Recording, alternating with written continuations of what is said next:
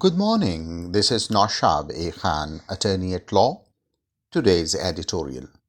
With not much to do in legal terms, at least for now, the coalition government has obviously decided that ceding space at this moment would spell even more doom, which is probably the thinking behind the National Assembly's resolution rejecting the three-member Supreme Court bench's minority verdict on the Punjab elections. The resolution also makes it binding on the Prime Minister of Pakistan and his cabinet not to implement the Supreme Court verdict. By almost all legal parameters, this resolution has absolutely no legal implications. But it does have political connotations the government is aiming for. A show of solidarity, of course. A meeting of the National Security Committee has been called today by the Prime Minister to discuss the ongoing situation.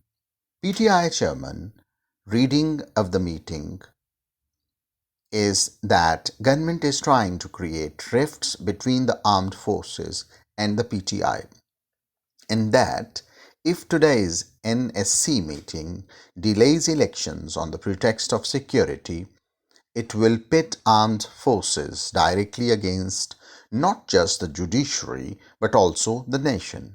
This comes as the PTI had, on the other hand, also offered to talk to the government about election dates.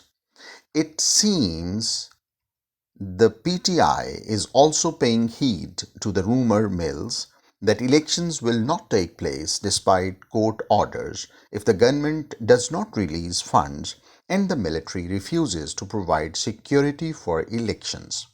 If rumors are to be believed, and also what the PDM has been saying quite vocally, elections across the country will take place in October.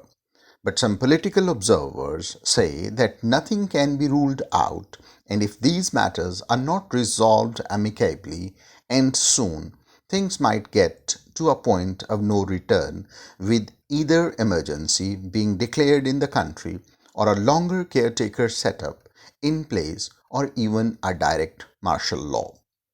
Observers believe that the reason is not just the political distrust between the government and the opposition, but also between PTI and the key institutional stakeholders. The now wide cracks within the superior judiciary have also led to a crisis where there is no final arbitration because all stakeholders have lost their credibility one way or the other, and the usual grantors do not trust the other side. For some, this may be a first for Pakistan in one respect.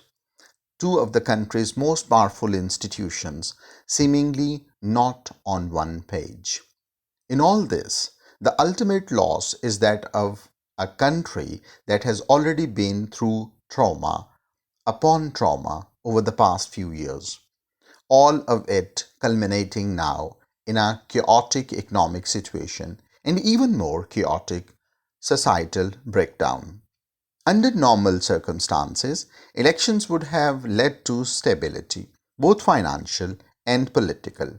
But in these times of systematic collapse of all institutions, even elections will not lead to any concrete resolution of issues. We have said this before and we will say it again. It is time for all stakeholders to sit together and sign a new social contract. Every new political development brings with it further descent into chaos. If the government needs to make concrete plans regarding how it sees future politics, the PTI needs to figure out once and for all who it's up against. The constant U turns need to be retired now. And most importantly, if both sides of the political wrangling need to resolve their differences so that the institutions, it's time for everyone to behave like adults now. This was the editorial published in the news on 7th April 2023. Thank you.